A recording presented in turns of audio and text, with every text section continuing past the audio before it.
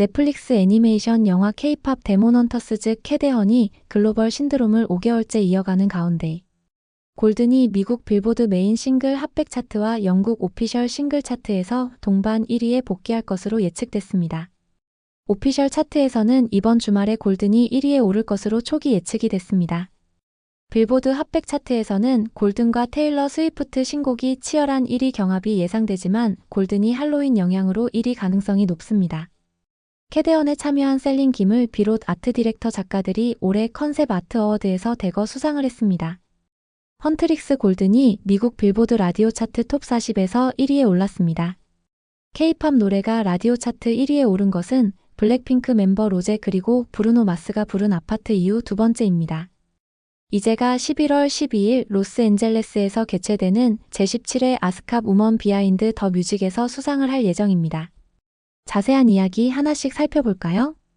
다음 주 11월 8일자 미국 빌보드 핫백 초기 예측에서 골든이 다시 1위에 복귀할 것으로 예상됐습니다. 헌트릭스가 부른 골든은 277점으로 1위였습니다. 그리고 테일러 스위프트의 신곡 더 페이트 오브 오피리아 또한 277점으로 1위와 점수가 같았지만 근소한 차이로 2위였습니다. 골든은 라디오 점수에서 테일러 스위프트 신곡을 앞선 것이 1위에 결정적 영향을 준 듯합니다. K-팝은 에어플레이 라디오 점수에서 손해본다는 이야기가 많았지만 골든은 이제 라디오 점수에서 도움을 받는 형국입니다. 골든이 세계 최고 팝스타를 4주 만에 제끼고 다시 1위를 차지한 셈입니다. 골든은 발매 5개월째 19주차에 접어든 가운데 통상 9주 1위를 기록하게 됩니다. 테일러 스위프트는 3주 연속 1위 행진을 끝내는 것입니다. 알렉스 워렌의 오디너리는 226점으로 3위였습니다.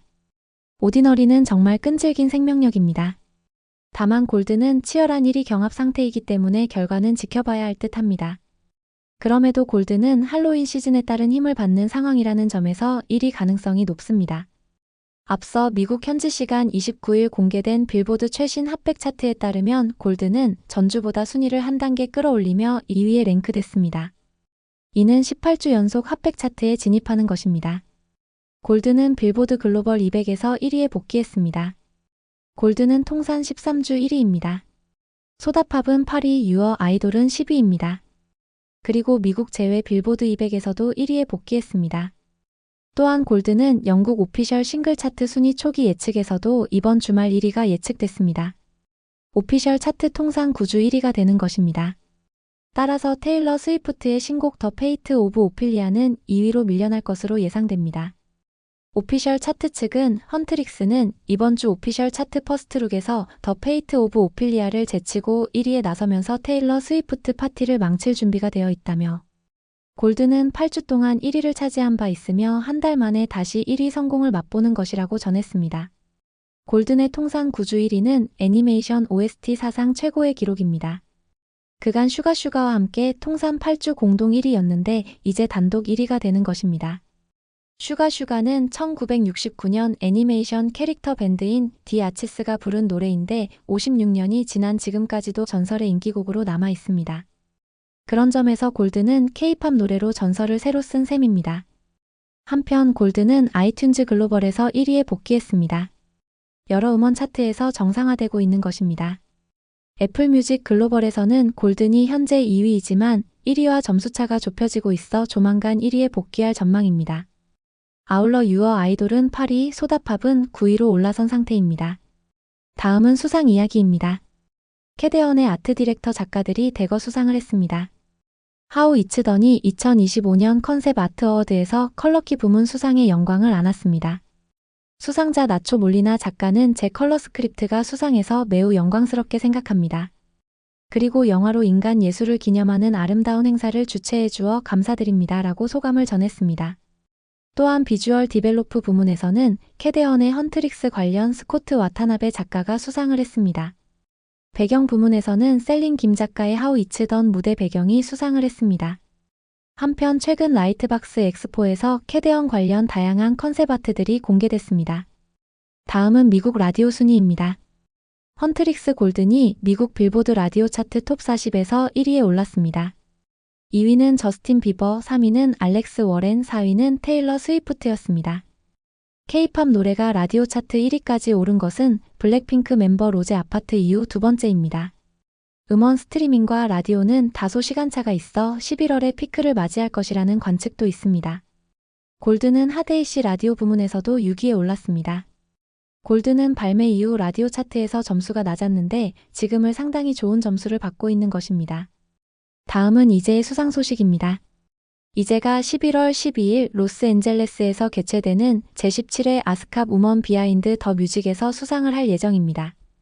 빌보드 프로 매체에 따르면 그래미상을 수상한 아티스트 칼리 우키스, 그래미상 후보에 5번 올랐던 켈라니, K-팝 데몬 헌터스의 작곡가이자 리드 보컬이자 떠오르는 스타 이제가 제17회 아스캅 우먼 비하인드 더 뮤직에서 수상의 영예를 안게 된다고 보도했습니다.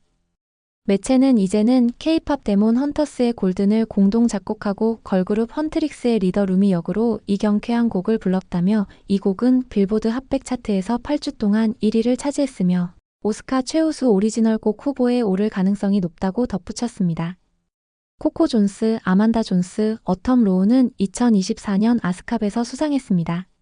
다른 과거 수상자로는 칸디 버러스, 켈리 롤랜드, 빅토리아 모네트, 조엘 제임스, 솔트앤, 페파, 서머 워커, 제즈민 설리반 슐라 이 프로덕션 및 작곡 듀오 노바 웨이브, 그리고 경영진 샤리 브라이언트, 브리트니, 데이비스, 플리시아 판트, 세메 스콧, 니콜 위스코아르코가 있습니다. 아스캅의 부사장 겸 크리에이티브 멤버십 책임자인 니콜 조지 미들턴은 성명에서 매년 아스캅은 음악계에서 가장 뛰어난 여성들의 업적을 기리기 위해 이들을 주목하기를 기대하고 있습니다. 라며 올해 우리는 다양한 장르에서 경계를 허물고 전 세계의 주목을 받고 있는 3명의 여성을 인정하게 되어 매우 기쁩니다.